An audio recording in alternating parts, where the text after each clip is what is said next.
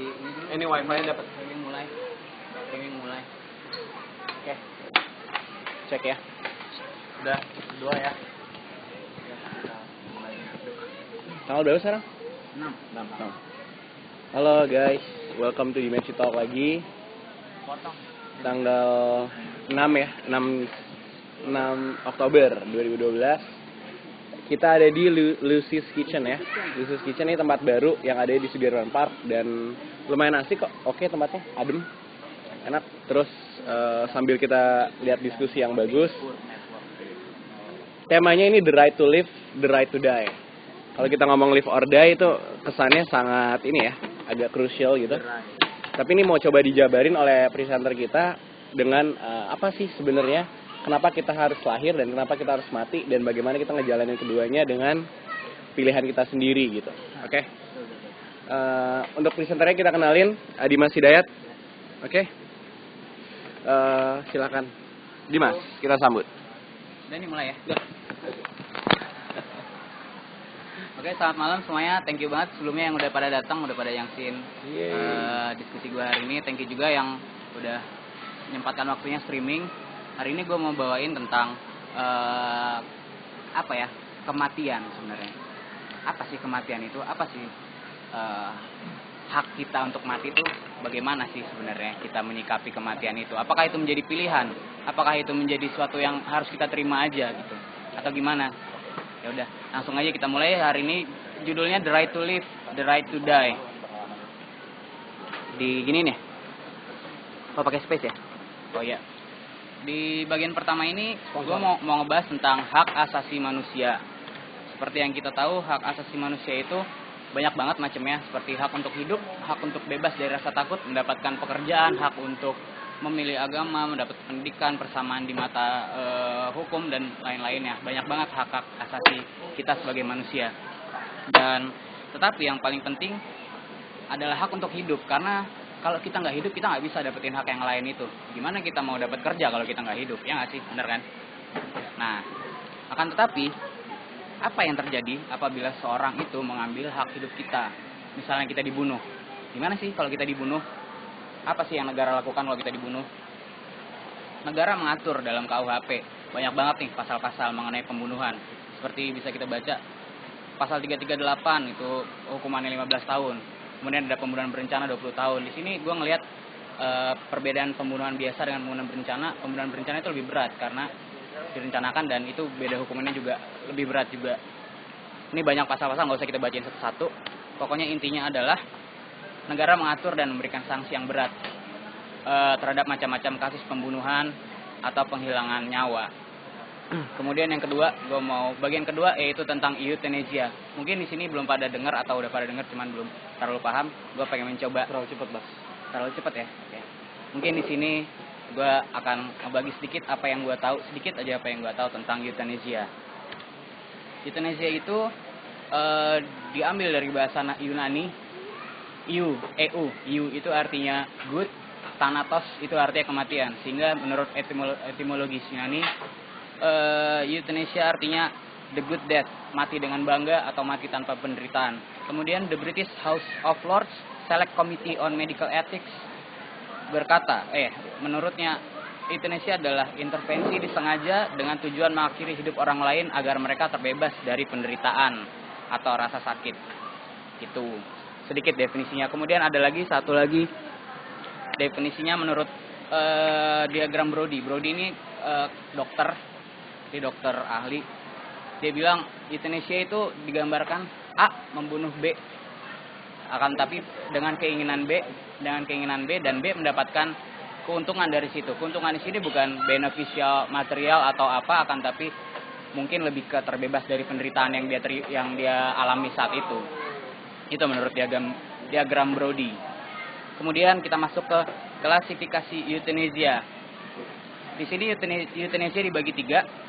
Ada yang voluntary, ada yang non-voluntary, ada yang involuntary. Kemudian ada juga euthanasia pasif dan aktif. Voluntary euthanasia itu yang dilakukan dengan sengaja. Maksudnya seperti kayak ada orang sakit kanker atau sakit yang stadium lanjut, sehingga dia udah nggak tahan, dengan sengaja, dengan kesadaran, pasien masih memiliki kesadaran untuk bilang gue mau mati sekarang, itu dia termasuk voluntary euthanasia. Bunuh diri juga termasuk voluntary euthanasia. Kemudian yang kedua, non voluntary euthanasia itu adalah ketika pasien atau orang penderita sakit tidak dapat lagi memberikan testimoni ya, memberikan konsen bahwa gue pengen mati. Contohnya seperti anak-anak di bawah umur, child, yang dia lahir kemudian cacat, kemudian tindakan medis yang paling baik adalah dengan membunuhnya. Itu dia termasuk non voluntary euthanasia.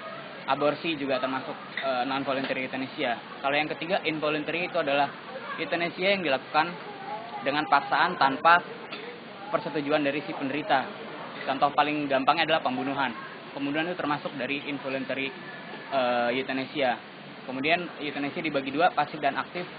Kalau yang aktif itu adalah euthanasia dengan suatu tindakan, misalnya kayak menyuntik mati, membunuh, itu termasuk euthanasia aktif. Kalau yang pasif adalah menghentikan kehidupan dengan cara contohnya kayak dokter yang menghentikan alat pacu jantungnya supaya dia akhirnya mati, itu termasuk klasifikasinya euthanasia pasif.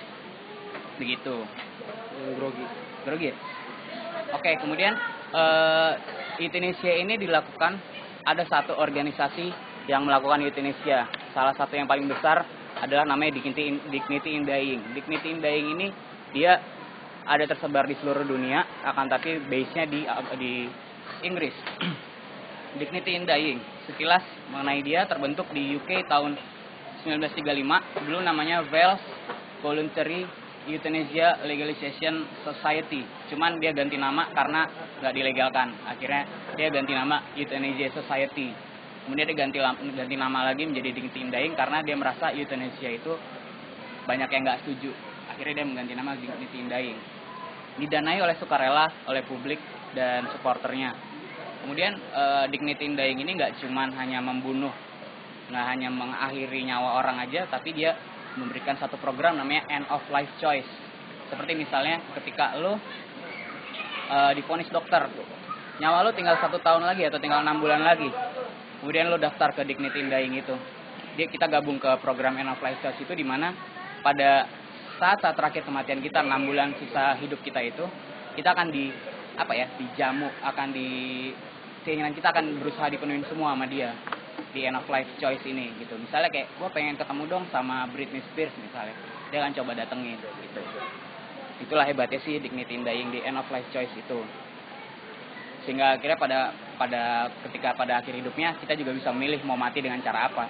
Apakah disuntik, apakah dengan apapun, terserah gitu. Kemudian ada juga organisasi yang lain seperti Compassion in Dying, End of Life Choice, dan lain-lain. Cuman gue sedikit aja. Nah, ini adalah tagline-nya dia, Dignity in Dying. Kenapa kita harus mati sih?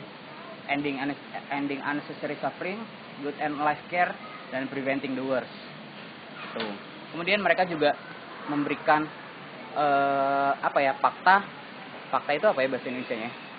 Prinsipnya mereka adalah setiap orang tuh, boleh bisa dibaca mungkin. Setiap orang seharusnya mampu untuk memilih di mana mereka mati, siapa yang hadir pada saat mereka mati, dan dengan cara apa mereka mati. Yang kedua,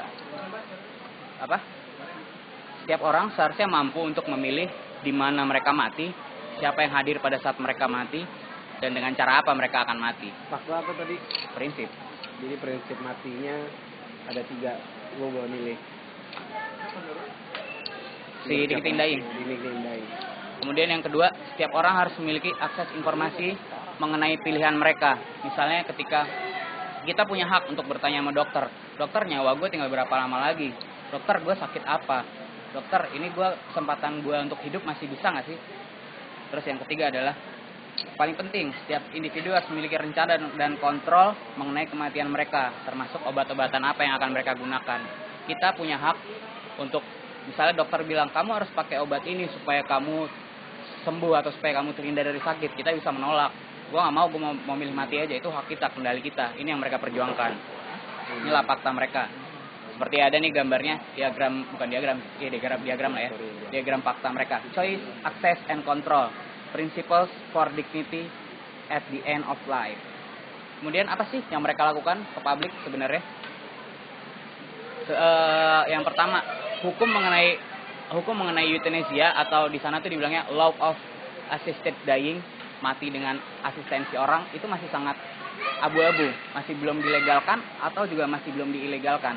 Jadi mereka mendorong kita untuk merubah hukum mengenai euthanasia ini. Kita bisa support, kita bisa mengisi seperti petisinya bahwa kami mendukung euthanasia, kita bisa. Karena itu merupakan hak kita sebenarnya untuk mati. Yang kedua, tahun 98, ini keren nih, mereka masang iklan di koran Evening Standard. Jadi mereka masang advertisement mengenai penyakit emfisema. Emfisema itu kanker paru-paru. Jadi ada gambar orang sakit paru-paru. Di situ mereka tulis, beginilah hidupnya orang penyakit paru-paru. Apakah kamu memilih untuk hidup? Mereka nulis kayak gitu. Kemudian pemerintah sangat nggak suka dengan iklan seperti itu. Iklan itu ditarik.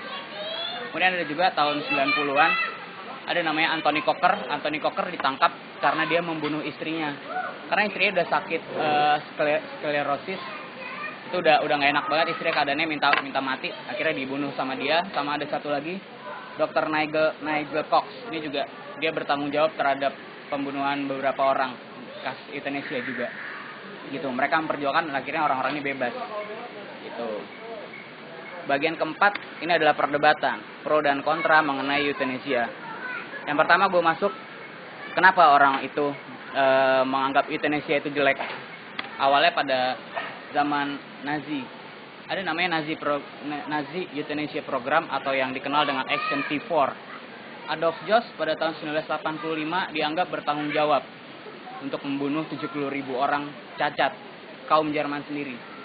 Kenapa dia membunuh itu? Gitu. Karena dia menganggap orang-orang yang cacat yang seperti penyakit AIDS atau penyakit apa yang menular yang bisa mengganggu, ketika orang menikah dengan dia membuat keturunannya itu menjadi tidak bagus, dia itu nggak mau, dan akhirnya dia mencari semua orang cacat itu dibunuhin dengan gas beracun. Karena menurut dia, quotes-nya dia, kematian dari individu itu adalah kontrol dari pemerintah. Kalau pemerintah mau semua rakyat, semua organisme sosialnya sehat dan aktif, kita harus membunuh, kita harus menjaga itu, katanya gitu. Jadi dia pengen ras Arya itu semuanya adalah orang-orang yang superior, orang yang sehat, orang yang nggak ada cacatnya. Dia pengennya seperti itu. Kemudian aksi ini tentu saja ditentang banyak orang, karena pada kelanjutannya si Adolf Jost ini menjadikan euthanasia ini sebagai kambing hitam. Dia membunuh orang-orang Yahudi, orang-orang yang lainnya, musuh-musuhnya dia, dengan alasan euthanasia. Padahal setelah dicek lagi, ternyata orang-orang itu tidak ada sakit apa-apa, tidak ada cacat apa-apa. Jadi memang pengen dibunuh aja. Akhirnya program T4 ini dihentikan. Kemudian ada satu lagi kontra mengenai euthanasia, satu organisasi oposisi dari Dignity in Dying, namanya Care Not Killing. Care Not Killing di sini dengan mengkampanyekan mereka dari 3 aspek. Yang pertama dari aspek agama. Tentu saja yang kita tahu kelahiran dan kematian itu adalah hak prerogatif Tuhan yang nggak bisa diganggu gugat. Ya kita lahir oleh Tuhan, dan kita mati juga berkat Tuhan gitu kan. Cuman di sini ada yang aneh gitu. Dia melihat bahwa kalau lo nggak pengen manusia turut campur dalam urusan kematian kelahiran, lo memang nggak boleh membunuh orang. Ya udah, tapi misalnya lo dalam keadaan sakit, berarti lo nggak boleh minum obat juga dong. Kalau lo sembuh, pasti akan sembuh aja oleh Tuhan. Boleh juga kan? Boleh diulang. Itu kan semua kan tergantung hak manusia aja untuk memilih mau sehat atau sembuh. Jadi Tuhan itu adalah sebagai, si Dignity in Dying bilang, Tuhan itu adalah sebagai titik ujungnya aja, tapi keputusannya itu semua ada di tangan kita. Yang kedua, aspek hukum kedokteran. Orang-orang yang melakukan euthanasia ini dianggap menyalahi kode etik karena ya tentu saja mereka tidak menjaga nyawa, mereka menyia-nyiakan nyawa, membunuh, ya kan? Padahal mereka nggak ngelihat di sini apa sih dasarnya mereka melakukan euthanasia ini, tujuannya apa sih, kenapa sih mereka sampai membunuh? Mereka nggak peduli kalau pasiennya yang meminta atau pasiennya yang udah nggak sanggup lagi untuk hidup, mereka nggak mau tahu. Pokoknya dokter tuh salah aja, pokoknya itu dari aspek hukum kedokteran seperti itu. Kemudian yang ketiga, Care Not Killing juga anti euthanasia karena menganggap euthanasia itu pembunuhan, dan pembunuhan dalam bentuk apapun itu salah. Jadi misalnya lo nggak boleh membunuh, biarpun dia sakit dia tuh nggak boleh dibunuh. Itu dibantah sama Dignity and Dying. Oke, kalau gue sakit gue nggak boleh mati. Tapi kenapa hukum, kenapa negara, kenapa pemerintahan itu bisa-bisa aja menghukum orang mati? Orang yang sehat, ya meskipun dia mencuri atau merampok, kenapa dia boleh dihukum mati? Tapi kenapa gue nggak boleh mati? Kenapa gue orang sakit malah nggak boleh mati? Kenapa orang sehat malah yang boleh mati? Katanya seperti itu. Oke. Terus gue pengen ngasih lihat video sedikit. Nah, ini ada satu artikel di Singapura, tulisannya Help Me Die. Dia berjuang melawan hukum karena suicide itu dilarang di sana. Nah, akhirnya dia masuk koran, tolong dong gue pengen mati, tapi negara nggak membolehkan gue bunuh diri. Gue nggak tahu nih kelanjutannya gimana dia. Gue pengen ngasih lihat video sedikit mengenai kampanyenya Dignity and Dying. Enjoy. Nggak ada suaranya kok, cuman gambar doang.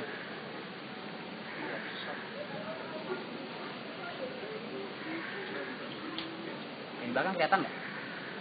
Kelihatan Lady, kelihatan nggak? Kelihatan nggak?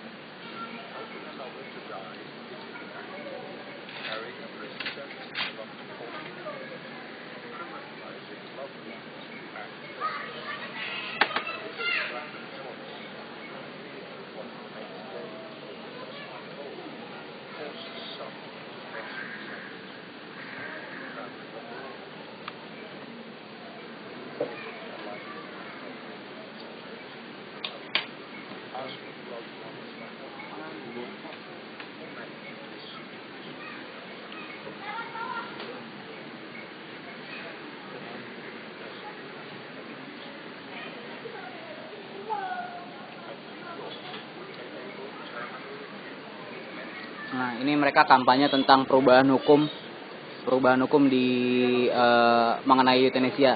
Jadi kita nggak usah nonton sampai. Udah nggak apa-apa. Hah? I don't think seru. Bawa play aja lagi.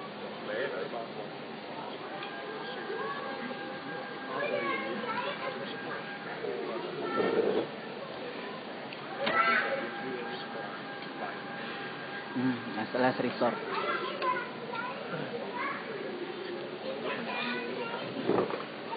Kita boleh memilih kapan untuk mengambilnya atau enggak gitu.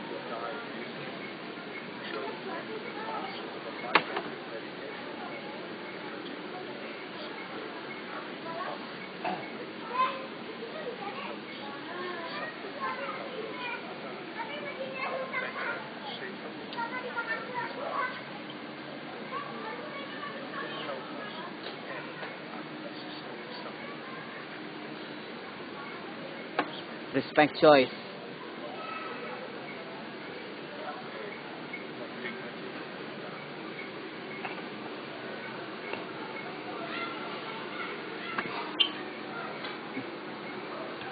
Di sini mana sih ini?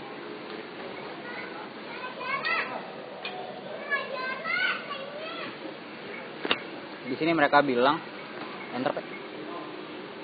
mereka menganalogikan kematian itu seperti berangkat. Misalnya lo mau berangkat sekolah, lo dipaksa bangun jam 5 pagi. Weh, bangun, berangkat sekolah, berangkat. Akan males kan gitu. Ketika mereka ketika dibanding dengan ketika mereka kamu berangkat sekolah terserah jam berapa kamu berangkat. Oke, siap. Dia bangun, dia mandi santai-santai, ini udah saatnya gue berangkat sekolah. Jadi dia berangkat. Mereka mengibaratkannya seperti itu. Kematian adalah berangkat, dan berangkat itu adalah pilihan kita. Seperti itu. Kemudian selanjutnya kita masuk ke tahap terakhir, ke bagian terakhir, yaitu bagian diskusi. Berdasarkan tadi presentasi yang udah gue sampein, ada beberapa pertanyaan yang berada di kepala gue. Bagaimana sih pandangan kalian semua mengenai euthanasia ini? Yang kedua, apakah teman-teman mendukung nggak sih? Mungkin kalau orang lain sih mungkin enggak. Tapi bagaimana jika orang terdekat Anda yang ternyata memiliki penyakit yang tiba-tiba bilang saya ingin mati, bagaimana sih kalian gitu. Dan terakhir gue mau ngasih quotes dari patronnya Dignity in Dying. We have no control over how we arrive in the world, but at the end of life we should have legal control over how we live it. Kayak gitu. Kalau lahir kita nggak bisa milih, kita dilahirkan bagaimana, anak siapa, kapan kita dilahirkan nggak bisa milih. Tapi paling enggak ketika kita mati, tolong dong kasih gue respect gue untuk gue mau mati dengan cara apa, kapan, kayak seperti itu. Begitu. Jadi gimana, ada yang mau berpendapat mungkin? Oke.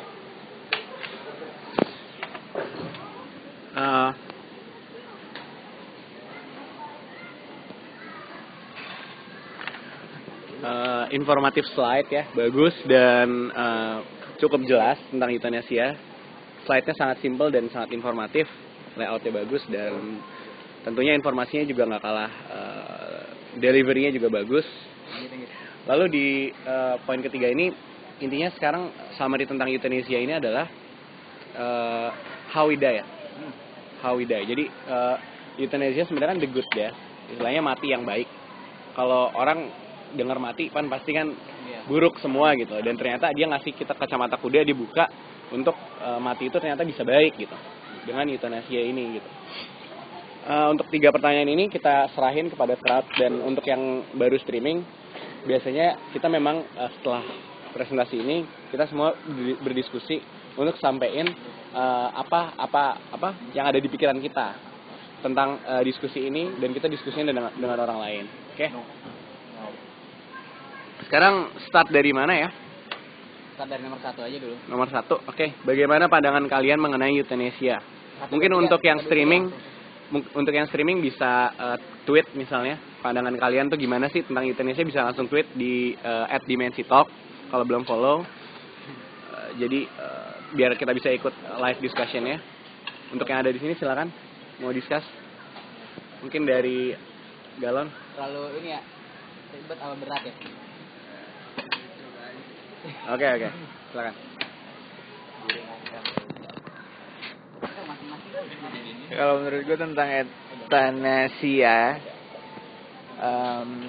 mungkin kalau lebih jelas ketika emang kita dihadapkan pada situasi yang benernya gitu ya.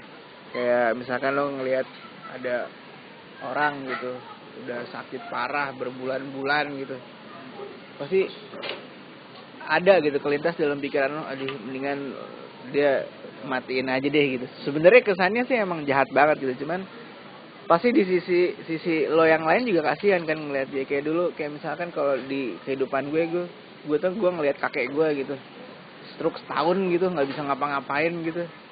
Ya bukannya jahat gitu gue, tapi lebih enak ngelihat dia tenang gitu di alam yang lain gitu. Maksudnya bukan gue nyumpahin kakek gue mati, tapi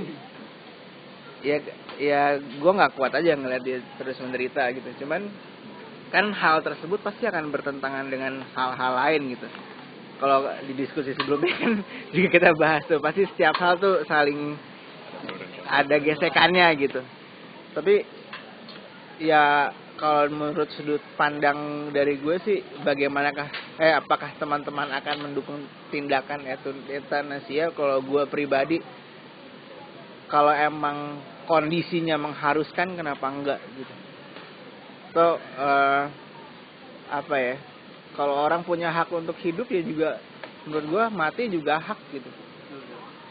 Setiap kalau ada sebab, ada akibat, ada kewajiban, ada hak, pasti setiap ada option, selalu ada option gitu, nggak absolut gitu segala sesuatunya gitu. Kalau gue sih gitu sih. Mungkin berikutnya nggak tahu ini siapa, ada yang mau. Ada Anu ini baru.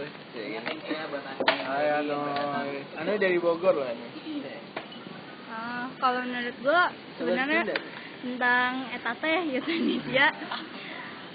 sebenarnya pilihan setiap orang sih, mau dia buat milih gue mau mati kapan atau emang karena keadaannya kayak gitu.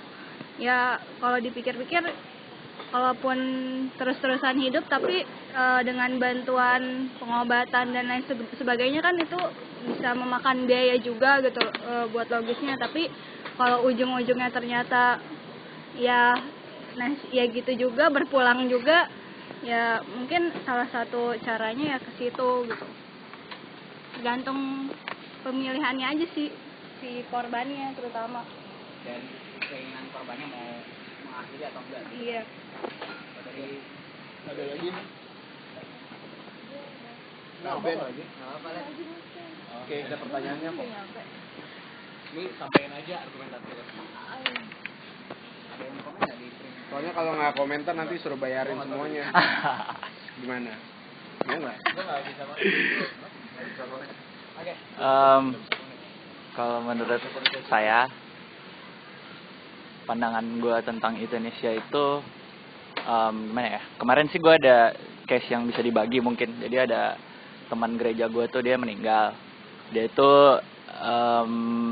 penyakit gula, terus kakinya sampai diamputasi gitu. Pokoknya apa ya? Gula yang udah parah banget lah, sampai yang ada amputasi karena borok segala macem. Terus diabetes ya itulah. Terus dia tuh sebenarnya persentase dia untuk hidup tuh masih ada gitu. Cuma ternyata dia kena depresi gitu, depresi berat karena ya dia ngerasa ngapain gue hidup, kaki gue nggak ada gitu kan. Ya gue sih menyayangkan itu gitu, karena selagi lu masih punya kesempatan lu harus perjuangin itu gitu, karena keluarga lu tuh mendukung semua segala macem gitu. Dan akhirnya dia mengakhiri hidupnya, dia udah komanya nggak bangun-bangun. Terus kayak dia lagi ngedrop gitu detak jantungnya. Akhirnya keluarganya bilang sama susternya kan, ya udah biarin aja cabut semuanya. Akhirnya ya udah dia meninggal gitu kan. Gue nggak tahu itu termasuk bagian euthanasia juga, harusnya sih mungkin iya gitu ya. Tapi gue ngeliat dari pandangan gue, ya seperti yang teman-teman tadi bilang sih, kayak ya kalau emang nggak sulit untuk diapa-apakan lagi daripada harus menimbulkan masalah yang di belakang. Maksud gue di masalah di belakang tuh let's say kita nggak punya biaya untuk membiayai dia gitu, dan presentasinya tuh kecil banget, 10% atau berapa untuk hidup gitu, dan kita udah nggak ada punya biaya untuk mempertahankan 10% itu. Dan pilihan itu memang bisa aja dipilih gitu sebagai jalan untuk satu dia tenang, kedua kita juga beban kita udah hilang juga gitu. Kalau masalah iya apa enggak, gue nya Yakin dia tenang? insya Allah semoga tenang. Masalah iya atau enggaknya dalam keadaan tertentu gue iya, cuma tertentu ini yang seperti tadi gitu, dalam keadaan keluarganya dia biayanya udah kosong, entahlah kosong atau apa, kayak udah sulit banget.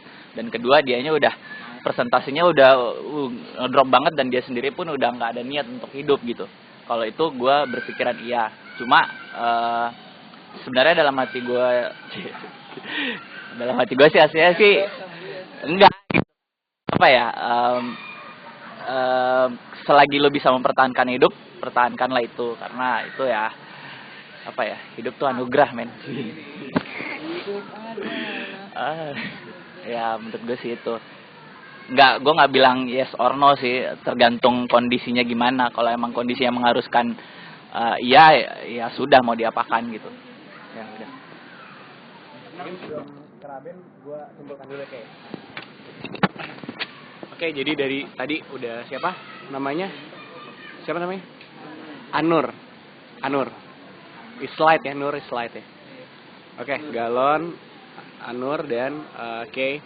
Tadi menarik dari Kay, dia bilang sebenarnya kalau lo kenapa masih ada dikasih hidup, kenapa lo harus mati gitu ya? Kenapa lo harus memilih untuk mati? Kenapa nggak lo melanjutkan hidup aja gitu? Jadi intinya yang dimaksudnya Kay ini adalah bukan a good death, tapi ternyata dalam kondisi itu, situasi dan kondisi gabung jadi circumstances ya. Itu yang lo butuh adalah encouragement to live gitu ya. Jadi encouragement to live. Jadi bukan lo harus mati kayaknya emang, daripada lo suffering kayak gini. Tapi adalah come on, you have to live, you have to move on. you have to make deeds for your life. Jadi intinya, ayo masih banyak some other things in living that you can accept gitu. Oke. Intinya encouragement to live. Halo, nama gue Raben. Ikan terus. Halo. Sami dari Metallica. Yang pertama, bagaimanakah pandangan teman-teman mengenai euthanasia? Cie. Bagus. Kenapa gue ngeliat kamera ya? Bagus karena karena punya hak orang. Itu satu. Terus gue simpel aja. Apakah teman-teman akan mendukung tindakan euthanasia? Enggak. Gue nggak mendukung karena ya buntut-buntutnya. Yang pertama dari keyakinan gue. Yang kedua, apa urusan lo nentuin hidup orang? Menurut gue, apa urusan nentuin hidup orang? Makanya kayak tadi kayak bilang, mungkin dia bisa lebih baik di alam sana. Apa yang bisa membuktikan kalau dia lebih baik? Bukan secara literal sih, maksudnya ya biarkanlah dia pergi dengan tenang, nggak yang ya you know lah maksudnya. Oke, nanti gue jawab lagi. Bagaimana jika orang terdekat Anda meminta Anda untuk mengakhiri nyawanya? Gue nggak mau. Maksudnya kalau gue pengen mati gitu apa kalau ya udah gue cariin. Enggak, gue akan bilang lo mau mati ya udah pakai putau aja. Enak lagi matinya. Menurut gue. Makan durian, minum bir. Lo mati. Justru nikmati yang enak-enak. Menurut gue. Jadi justru gue nggak akan membantu yang ini. Gue justru lebih memilih untuk membantu dia menikmati hidupnya. Lo ngebir aja terus lo bawa pulang, bawa mobil mabok, resikonya. Nah, apa yang terjadi apa enggak? Ya udah itu urusan Tuhan, men. Jangan tanya sama gue. Gue nggak mungkin bunuh lo. Karena masalahnya ngebunuhnya yang nggak boleh. Cara hukum. Jadi gue sih milih gitu. Nah, balik lagi ke Kay. Tapi balik lagi ke sini. Gue punya teori. Enggak, bukan teori gue sih. Tapi teman gue yang bilang dan gue setuju. Menjawab pertanyaan dengan pertanyaan adalah langkah paling baik. Jadi ini kan udah ada pertanyaan nih. Gue balikin pertanyaannya. Bagaimana dengan life after death? Lo tahu dari, ya kan? Jadi gue balikin pertanyaannya. Menurut lo gimana euthanasia gimana? Gue balikin bagaimana dengan life after death? Dari mana lo tahu dia akan nyaman? Dari mana lo tahu dia lebih memilih itu? Kalau ternyata kita copot listriknya, jantungnya berhenti berdetak, terus dia datang ke mimpi kita, kenapa lo cabut sih? Itu kan salah satu pemikiran yang mungkin nggak pasti terjadi. Cuma gue lebih melihat itu life after death-nya gimana. Apakah dia emang beneran mau? Mungkin dia bisa bilang, terus akhirnya setelah dia meninggal dia menyesal karena dia merasa gue belum ngucapin rasa hati gue sama dia, misalkan. Gue belum nembak dia, gue nyesel gue mati duluan gitu. Misalkan seperti itu. Jadi dia mikir kayak gue malah anjing, sorry banget, gue bilangin deh, gue wakilin deh. Taunya gue yang jadian. Itu kan contoh aja bagaimana dengan life after death. Belum, Makanya gue lebih mikir seperti itu. Makanya rangkumannya nih ya, pemikiran gue lebih kayak orang punya hak untuk memilih. Tapi kalau dia memilih untuk mati, dia itu juga haknya dia. Tapi kalau dibikin hukumnya, mungkin kan lo sempat mengungkit soal hukum juga. Hukumnya gimana? Rokok gue mana? Gue ada sponsornya gini. Aku dari tadi nongol. Harus masuk di frame gitu. Sorry Ben, aku Ben. Kayak pas lagi api-api gitu kan ada Mr. Dam gitu. Ngomong apa tadi? Ngomong apa sih Hukum. Soal hukum. Kalau misalkan nggak usah di Indonesia lah. Ngapain ngomongin hukum di Indonesia? You know what I mean. Nggak ada gunanya ngomongin hukum di sini. Tapi misalkan hukum di luar negeri yang strict, kita kasih contoh Cina gitu, atau Singapura yang dekat. Terus tadi ada yang gue pengen mati. Terus lo mau matinya gimana? Lo pengen mati dibunuh, dibantu. Caranya gimana? Lo salah kalau cara lo mati kayak gitu. Mendingan lo nikmati hidup lo dengan yang dilarang-larang itu. Menurut gue sih harusnya seperti itu. Jadi hukumnya justru nggak perlu dibikin. Kalau emang lo mau mati ya lo langgar hukum aja. Sesimpel itu untuk Bucket list. mati. Bucket list kayak gue pernah nonton deh. Nah, gue tambahin pertanyaan lo. Enggak deh.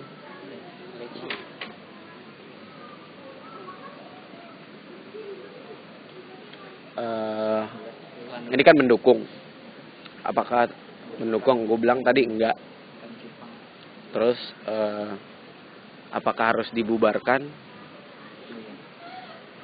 Apakah organisasi ini perlu untuk dibubarkan atau perlu dibentukkan? Anjing-anjingkan. Enggak juga, tapi nggak perlu didukung.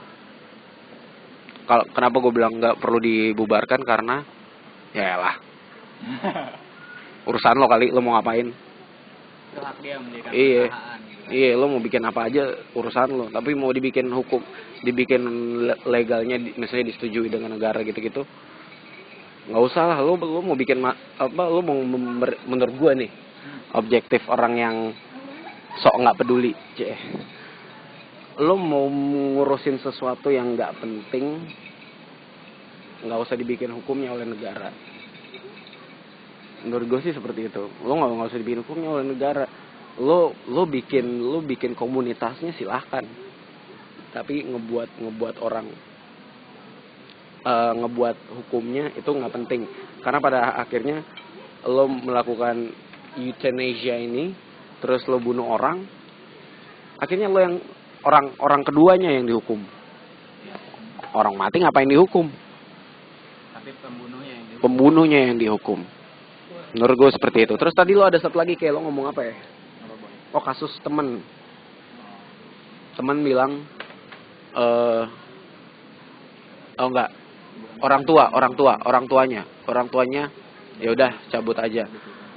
Kalau gue, nah itu dia, gue ngasih solusi. Kalau gue nggak ada duit, ya udah, sorry banget. Walaupun anak gue nggak ada duit, sekarang nambah 1 hari misalkan sekian puluh juta untuk dia hidup. Tapi malah ngebunuh lo yang ternyata masih punya kesempatan hidup lebih lama. Lebih banyak lagi yang kebunuh. Wah. Iya nggak sih? Itu jadi pertanyaan tuh, karena misalkan Kalau menyelamatkan dia yang belum tentu terselamatkan, tapi apakah lo ntar bakal selamat juga? Lo ngutang sama lintah darat yang lo harus berantem kayak film The Raid gitu. Wih, sama goreng nyala nih. Beratnya sih udah mulai pusing ya. Mulai donjuannya udah mulai keluar. Soalnya gue mulai kepikiran gini, gue punya anak yang masih di bawah umur, katakanlah 13 tahun. Ini kasusnya nih ya. Gue bikin kasus. Gue punya anak umurnya 13 tahun. Dia berarti kan underage. Berarti dia harus di bawah supervisi orang tua. Hidupnya tinggal colokan itu cabut, dia die. Kalau gue berpikir secara keyakinan, anak tuh titipan. Tapi kalau gue berpikir secara realita hidup, lo mendingan nggak ada. Karena lo hidup, nah ini gue nggak bisa jawab nih, karena gue bukan. bikin lah. Coba gue balikin pertanyaan. Lo punya anak 13 tahun dan yang berdasarkan kita di Indonesia, kalau titipan, apalagi yang di bawah jawab kita, kalau dia 50 anak gue terus udah dari nabung tapi nggak pernah nabung, kalau tapi kan berarti kan lu karena lu ada pemikiran dia titipan. Apa gua? Gimana kalau case-nya tuh dia masih kecil kan? Dan itu Nih. darah daging lo. Ini berarti gue jawab pertanyaan Raben dulu nih. Kalau menurut gue sih, Gue langsung bingung. oke, kalau gue, menurut gue gue sebagai orang tuanya akan ya berusaha semampu mungkin, maksudnya entah minjem dari mana, minjem apalah, minjem dari saudara atau minjem dari bank apa segala. Lo jadi pusing. Tapi kan demi anak gue. Itu tanggung jawab. Iya kan gue tanggung jawab. Lo bilang anak itu sebagai titipan, tapi titipan itu kan kita dititipin, kita harus dikasih bukan harus, maksudnya kita diberi tanggung jawab sama yang di atas gitu kan. Jadi sejauh mana kita bisa bertanggung jawab dengan titipan itu. Jadi sebetulnya menurut gue bukan gue untuk euthanasia ini sebetulnya kalau dibilang mendukung juga enggak mendukung juga enggak gitu. Maksudnya balik lagi ya, itu urusan mereka lah mau buat organisasi seperti ini. Cuman intinya adalah hidup adalah hak setiap orang. Tapi di lain hal dalam kehidupan yang pasti adalah cuman kematian gitu kan. Nah, terus paling yang bisa gue bilang adalah Sama pasti ya. Tapi yang bisa gue bilang adalah sama Alfamart. anjing. Alfamart pasti. Alfamart tagline-nya pasti. Terus yang paling di lain hal itu ya kalau misalnya lo ada hak untuk hidup, lo juga ada hak untuk menikmati. Tapi caranya seperti apa, ya kita juga nggak ada yang tahu gitu. Kita nggak ada yang bisa ngerencanain kematian kita, terkecuali bunuh diri gitu. Bunuh diri adalah ya itu balik lagi itu hak lo mau bunuh diri gitu. Lo berarti ya kalau gue bilang lo udah useless sama hidupan lo gitu. Lo udah ngerasa nggak berguna, lo udah nggak tahu mau ngapain. Cuman ya lo ya maaf lo gue bilang goblok gitu. Maksudnya kalau misalnya bunuh diri, karena pasti masih ada banyak hal lain yang belum lo coba lah gitu. Mau lo orang sekaya apapun, lo bisa beli apapun, teman lo juga pasti ada banyak hal yang belum bisa lo coba gitu. Terus apalagi kira-kira gue mau yang gue setuju sama jawaban lo sih. Kalau emang masih dia underage, lo masih bertanggung jawab. iya, Lo harus Karena lo masih anggapan titipan. lo masih anggap aja titipan gitu. Lo masih harus menyelesaikan tanggung jawab. Kalau emang udah umurnya 20 sih hak dia. Ya, Udah 20 tahun gue ingetin masih aja, ya udah lah. Oh penyakit, ya gue. Tapi itu gue nggak setuju gitu. Selama si korban masih sadar dan lo maksudnya menutup akses untuk kehidupan dia untuk bertahan hidup, menurut gue nggak banget sih gitu. Selama pasti ada jalan sih untuk hal itu gitu. Terkecuali kalau memang mungkin si korban udah merasa dia udah sadar terus udah gue mau balik ke rumah aja, mau istirahat di rumah. Itu sebetulnya mostly yang gue berapa kali pengalamin adalah itu kayak udah petanda sih. Intinya adalah dia secara halus meminta untuk ya udah gue lebih baik meninggal aja gitu. Cuman sebetulnya permintaan untuk ke rumah itu menurut untuk dari dirawat di rumah sakit lama terus atau enggak yang mungkin dokter bilang nggak ada kemungkinan hidup, atau mungkin si dokter bilang ada kemungkinan hidup tapi si korban bilang untuk untuk dirawat di rumah aja, menurut gue itu sih perkataan halus kalau misalnya ya udah gue mau mati, gue mau meninggal gitu loh. Dan itu tinggal balik lagi ke keluarga, mungkin ada keluarga yang nggak setuju, mungkin ada keluarga yang setuju juga. Cuman itu dari banyak faktor ya, tiap orang pasti kan beda-beda pemikirannya. Gitu. Itu aja sih menurut gue. Ada mau ngapain? Kita harus ekspres, kalau nggak bayar. Oke. Halo guys, saya Galidion. Saya sih sebenarnya nggak mau nambahin. Saya cuma pengen kalian ngerti aja tentang perasaan gue. Guys, sebenarnya sih kalau gue lihat dari tadi sebenarnya gimana kita ngelihat si euthanasia ini sih gitu. Kayak misalkan emang ada orang yang pengen dia dalam kondisi yang sebenarnya nggak parah-parah amat gitu, terus dia minta mati gitu, misalkan dia minta mati ya mungkin ya lo yang ya salah gitu, berarti ya lo emang udah nyerah aja gitu sama hidup lo gitu. Cuman kalau gue ngeliatnya sih kondisi ini tuh kenapa kalau gue tadi bilangnya bisa diamini gitu, oke, gue dukung si paham ini gitu. Karena kondisinya aja gitu, kondisinya emang bukan mengharuskan, mungkin terbaik juga enggak gitu, enggak banyak pilihan gitu. Pilihannya emang sempit gitu, antara lo mati atau ya lo memperpanjang hidup lo sedikit gitu dan menderita gitu. Sebenarnya kayak gitu sih kalau gue. Gue pengen bilang terima kasih banget sama Dadang. Enggak, jawabannya tadi bener. Iya. Itu kayak, terus gue berpikir terus kan jadi dia ngasih jawaban. Thank you, Dang. Thank you. Kan lo tadi ngasih jawaban, berpikir gitu. Ini mungkin karena gue anak paling kecil kali ya. Yoi. Maksudnya lo punya adik, pasti mungkin lo bisa berpikir seperti itu kan. Gue pikir, ya benar juga sih. Berarti gue ngapain sih? Lady katanya. Lady mau. Anur lagi? Belum, oke. Daripada kita otaknya makin berat gitu ya, ngomongin Des, kita agak slow sedikit. Kita ngomongin love tadi ya.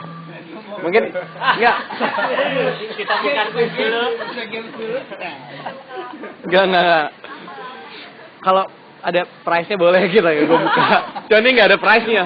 Useless quiz gitu, buat apa gitu. Oke.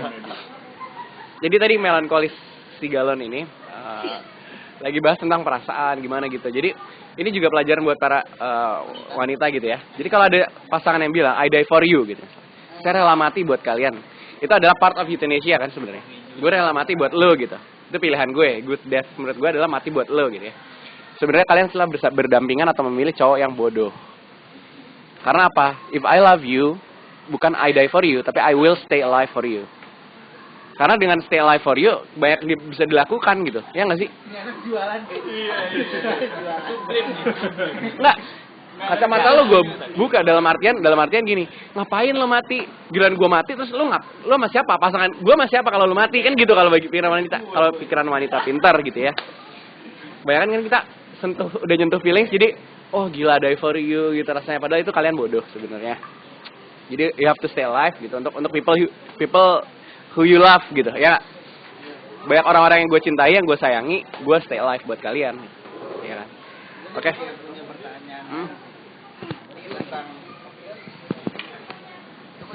Seberapa penting lo memperjuangkan hidup. Jadi kan kayak misalkan lo nggak tahu ya kondisinya sekarang kan banyak orang bunuh diri gitu ya. Kayak wah gue miskin, gue patetik gitu. Terus gue bunuh diri gitu. Itu kan sebenarnya apa hidup lo separah itu gitu. Sedrama itu gitu. Terus sebenarnya apa lo nggak punya semangat untuk lo berjuang gitu. Terus sebenarnya seberapa apa pokoknya lo ngelihat hidup lo tuh berguna selama ini gitu. Seberapa mampu sih sebenarnya lo ngelihat hidup lo selama ini berguna gitu. Sampai gampang banget kayaknya lo untuk musim gue mau mati gitu. Kalau retorik boleh sih. Ya gitu aja sih gue maksudnya sekarang kenapa kayak orang jadi gampang banget punya pilihan untuk mati gitu. Kayak sampai ada ini segala macam gitu. Apakah emang hidup itu sebegitu menyeramkannya atau hidup itu sebegitu beratnya gitu sampai pilihan mati itu selalu ada gitu. Selalu apa-apa mati gitu. Gua jawab dikit selagi gue ingat. Jadi sebetulnya kalau untuk masalah hidup, gue agak sedikit ngambil quote-nya dari Steve Jobs yang kemarin baru setahun meninggal. Terus jadi dia ada salah satu quote-nya dibilang kalau gue nggak tahu, semoga sih benar. Intinya lo tiap pagi lo ngaca, lo berpikir kalau misalnya hari ini lo meninggal, apa yang udah lo lakuin dalam kehidupan lo, apa yang udah lo lakuin intinya untuk kehidupan lo, untuk kehidupan di sekitar lo. Jadi itu buat jadi kayak semangat lo sendiri untuk misalnya untuk semangat lo berarti harus hari ini ngelakuin yang lebih baik dibanding yang kemarin-kemarin, dibanding yang sebelumnya. Intinya sih seperti itu. Jadi kalau misalnya banyak orang bunuh diri, orang nggak akan berpikir seluas seperti itu sih menurut gue gitu.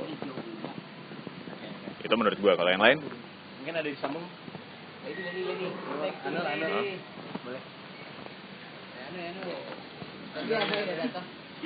Mungkin kalau dihubung-hubungin sama bunuh diri gitu ya, kita kan nggak tahu orang itu sebelumnya pernah ngelewatin pengalaman apa atau masa apa gitu, atau tiap orang punya pilihan berbeda gitu, punya pilihan kisah hidup atau pilihan yang berbeda. Jadi mungkin bunuh dirinya itu disebabkan oleh keputusan dia buat cara dia tuh buat ngelampiasinnya itu dengan bunuh diri gitu. Tapi menurut gue dengan ada misalkan pemikiran tiap orang punya kisah hidup yang berbeda, harusnya lo mikir gitu. Ya mungkin aja ada yang lebih parah dari lo gitu. Kalau gue sih bakal mikir seperti itu. Mungkin.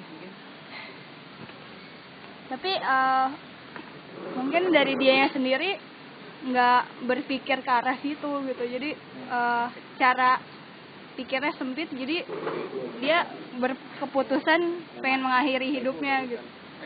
Sakit ya udah mabuk aja, ntar juga mati. Sempit lagi tuh sebenarnya.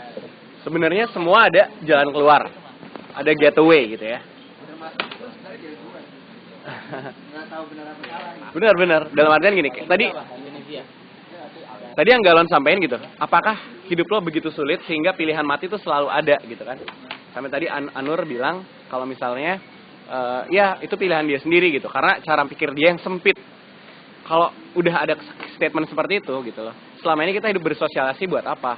Kita adalah sharing knowledge, sharing encouragement, dalam artian kalau pandangan lo sempit, bukakan pandangan gue gitu.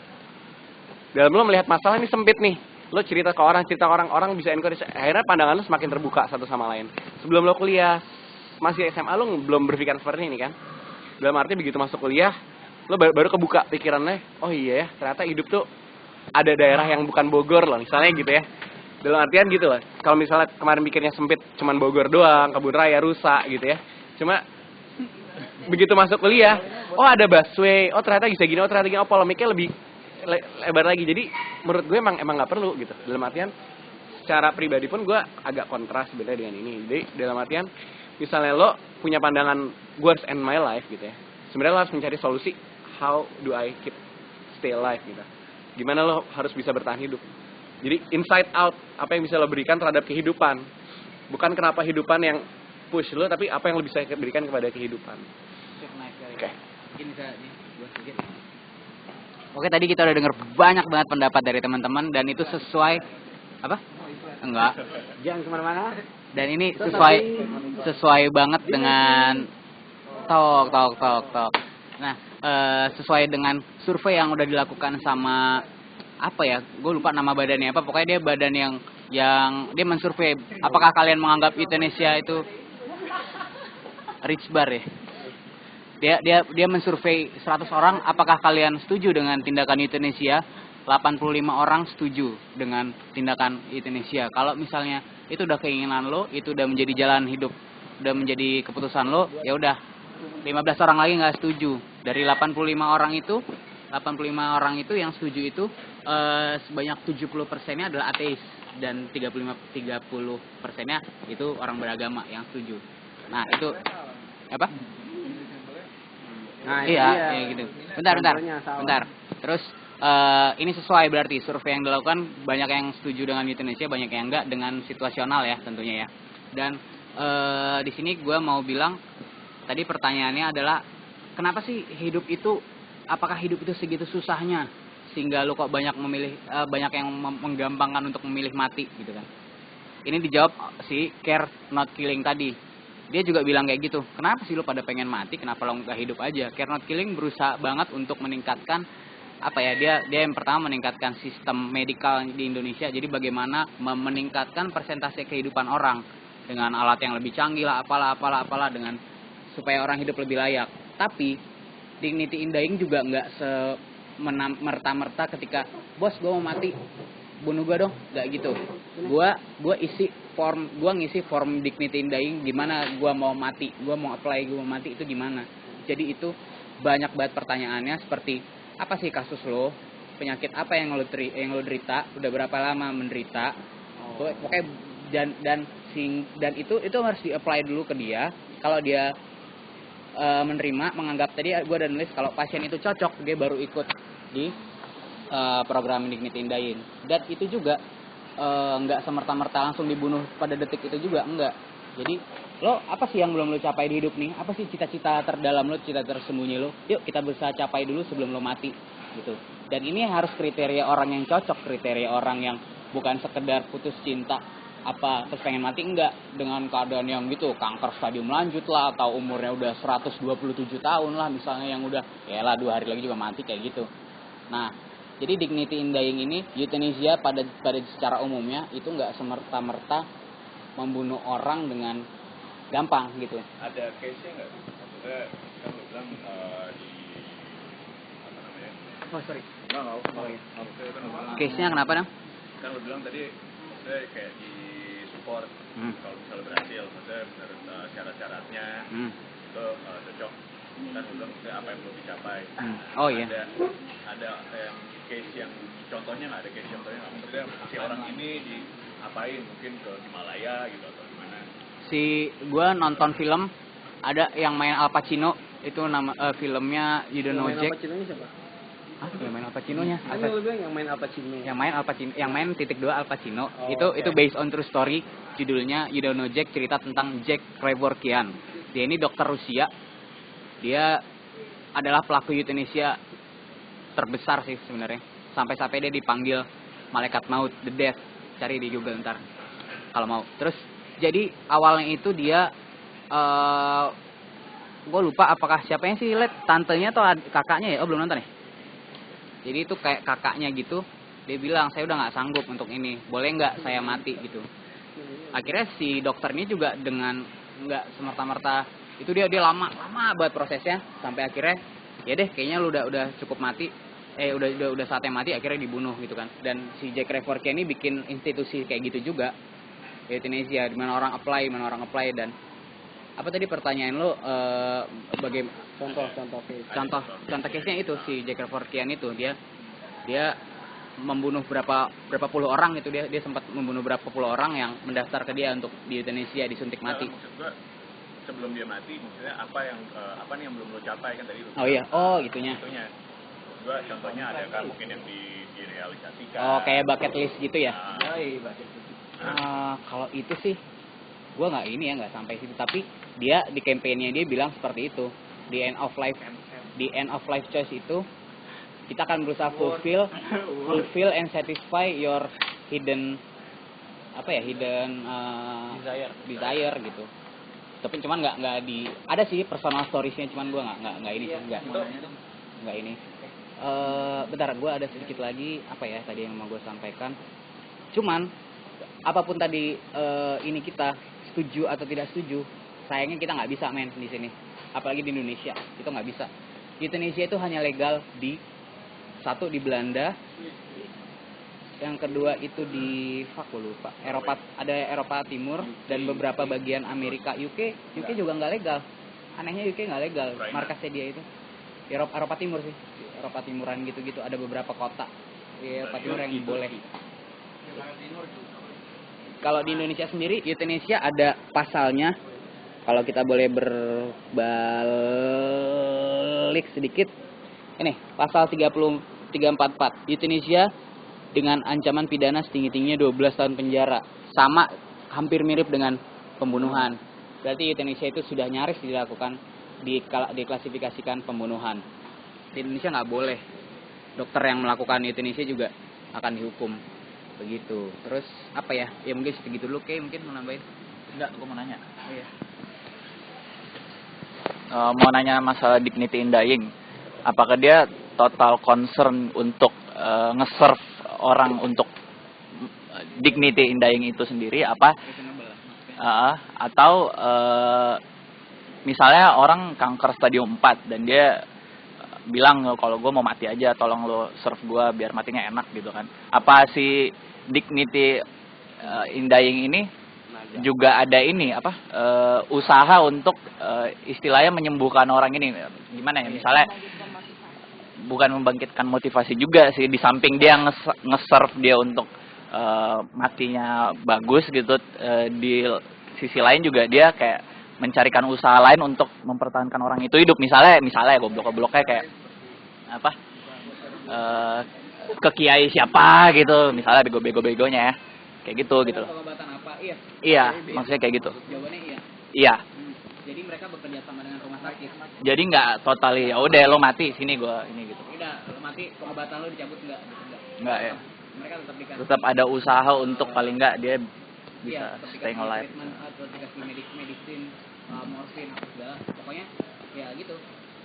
Jadi berusaha mempertahankan kehidupan lo, tapi sambil nge-serve lo ketika lo menemui kematian, lo mati dengan layak gitu. Secara mentally juga. Maksudnya didukung secara mental juga selain itu. Maksudnya kan mungkin dia nge-support itu untuk orang sembuh itu secara underground gitu. Orangnya nggak tahu gitu. Apa nggak secara underground. Kalau nggak secara underground kan berarti bisa nyentuh mental orang itu juga untuk akhirnya dia kuat untuk bertahan hidup gitu. Oh iya, jadi si dignity in dying ini formnya itu adalah form yang sangat fleksibel. Ketika kita udah tanda tangan kita pengen mati, kita tanda tangan, formulir kita di-apply, tapi ketika kita di-treat di situ, kita di hospice di situ, ternyata spirit kita meningkat, ternyata kita kok kayaknya kelihatannya sembuh, formulir itu tinggal dirobek, itu udah nggak laku lagi. Kita langsung keluar dari program itu. Jadi bener-bener pilihan itu yang ditawarkan dignity dying itu respect choice. Lo mau hidup silahkan, lo mau mati silahkan, lo mau hidup mau nggak jadi mati ya silahkan.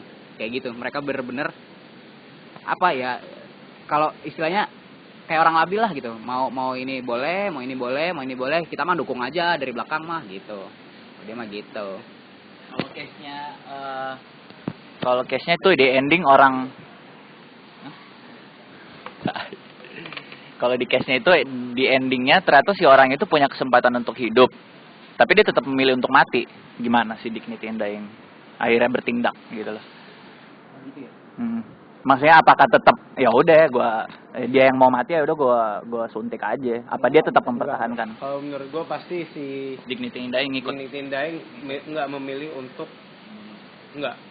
mempertahankan. Ya dia berarti nggak sesuai dengan form yang dia kasih. Ternyata pas di perkembangannya dia lo cuma pengen mati gara-gara lo nggak mau bayar utang, nggak mau bayar urusan lo. Pasti dia milih gitu. Iya jadi. Nggak benar. Maksudnya ya itu nggak sesuai standarisasinya Pak. Kalau dia nggak pengen mati kan, kalau ternyata dia nggak pengen mati, kalau dia ternyata pada perkembangannya dia ternyata masih bisa, tapi dia mau mati, tetap mati gitu. Ya ibarat kata ternyata di background belakangnya itu dia banyak utang gitu. Oh iya benar sih. Kalau secara pemahaman gue juga belum ngulik segitu dalam. Nggak tapi harus banyak utang sih, mentalnya aja. Mungkin dia emang udah pengen mati aja, tapi ternyata kesempatan secara medikal tuh masih bisa.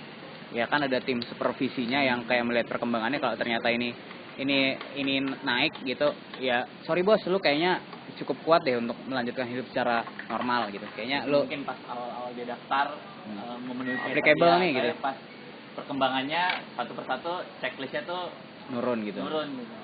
Ya seperti itu. Lo kenapa nggak menjelaskan mengenai formnya dignity of dying pas presentasi sih? Ada sih, cuman gue nggak dengerin kali ya. Iya, nggak gue iniin, nggak gue masukin. Form kalau itu lo masukin, kalau itu lo masukin pernyataan gue tadi berarti salah. Gue harus memberikan jawaban lagi berarti. Persepsi gue jadi berubah lagi. Ada form, jadi banyak banget form yang untuk kita mau ngisi ada. Terus form untuk kita submit kita memberi petisi mengubah hukum juga ada, cuman sayangnya gue nggak ini. Iya, Berarti kurang ini ya.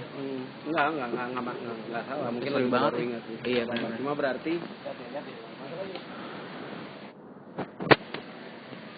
Ngapain sih? Bola ya? Ada iklan sedikit. gue menyetujui. Enggak ada. Coba lagi ke pertanyaannya.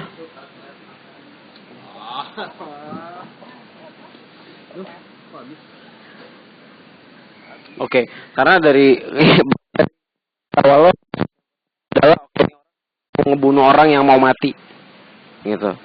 Ternyata lalu menjelaskan bahwa mereka juga punya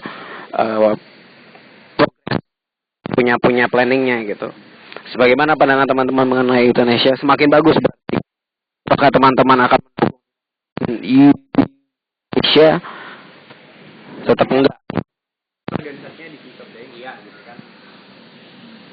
Iya sih, iya organisasinya mau jalan semua. Karena gue misalkan minta sumbangan atau mereka at least minta gue nge-like Facebooknya mereka, nggak ada untungnya buat gue, yang ada malah keuntung nggak tahu atau kerugian dari korbannya. Berarti menurut gue, berarti apakah teman mendukung tindakan euthanasia? Kayak gue masih tetap enggak. Bagaimana jika orang terdekat Anda meminta Anda untuk mengakhiri nyawanya? Gue suruh daftar. Lu buka deh di ngetindaing.com. Tindeng, sorry. Iya. Percuma mati terus hilang. Coba